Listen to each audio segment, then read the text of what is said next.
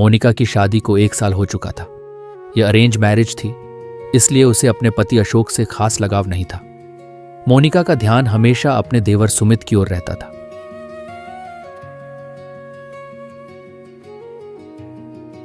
एक दिन अशोक अपनी मां से पूछते हैं, मम्मी, मोनिका कहाँ है? दिखाई नहीं दे रही।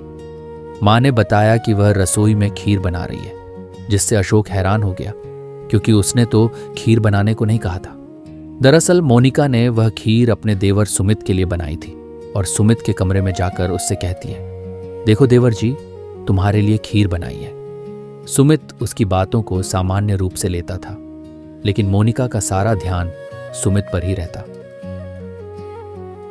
एक दिन मोनिका ने सुमित के जन्मदिन पर उसे शर्ट गिफ्ट की, जिससे उसकी सास को समझ आ गया कि मोनिका के मन में सुमित के लिए कुछ और ही भावनाएं हैं।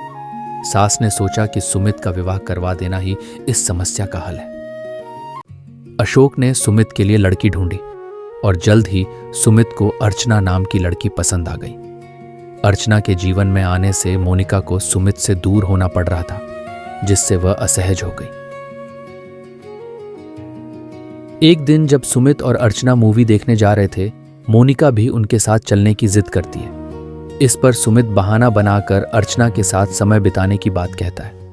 यह देखकर मोनिका को जलन होती है, लेकिन वह चुप रहती है। फिर एक दिन गुस्से में पैर पटकते हुए वह गिर जाती है। सुमित उसे देखकर अनदेखा कर देता है और अपने कमरे में चला जाता है, लेकिन उसका पति अशोक दौड़कर आता है, उसे संभालता है और चिंता से पूछता है कि वह ठीक है या नहीं। उस पल मोनिका की आंखों में आंसू आ जाते हैं और उसे समझ आता है कि सच्चा प्यार और खुशी उसे अपने पति के साथ ही मिल सकती है। उस दिन से मोनिका ने अपने व्यवहार में बदलाव लाया और अशोक के साथ अपने रिश्ते को मजबूत बनाने में जुट गई।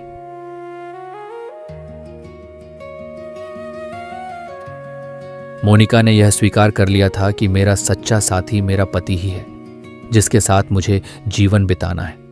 इसलिए उसने अपने जीवन की नई शुरुआत की और उसने अपने पति की पसंद नापसंद का ध्यान रखते हुए अपने जीवन की नई शुरुआत की।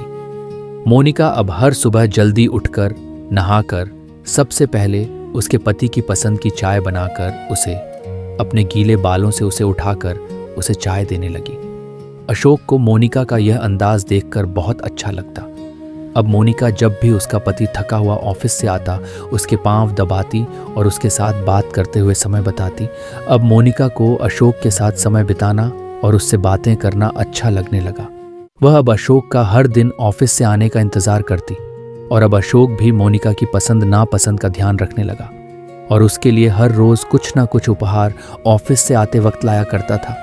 मोनिका की इस नई शुरुआत ने उसके और उसके पति के जीवन में नए रंग भर दिए थे। अब वह दोनों खुश रहने लगे।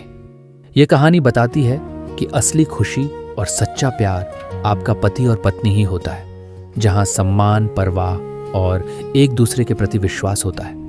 दोस्तों, आपको ये वीडियो कैसी लगी हमें कमेंट में ज़रूर बताइएगा और आप किस जगह से ये वीडियो देख रहे हैं ये भी हमें कमेंट में ज़रूर बताइएगा और इस वीडियो को ज़्यादा से ज़्यादा लाइक शेयर ज़रूर कीजिएगा।